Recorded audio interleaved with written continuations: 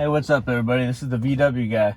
I'm going to show you today how to reset the oil service reminder on a Mark 6 GLI. That's a 2011 to 2018 GLI. So we want to start with the key in the off position. So with the key in the off position, you want to hold the set button right here on the side of the instrument cluster. Then also, while simultaneously holding the set button, turn the key on. Then let go of the set button. You'll get this, do you want to reset oil service? Select OK. And that resets the oil service. Now, to reset the inspection service, turn the key off again. Turn the flashers on. Then the same process. Hold the set button on the instrument cluster. Then, while still holding the set button, turn the key on. Release the set button. Now it'll say, do you want to reset inspection? Select OK. And you're done.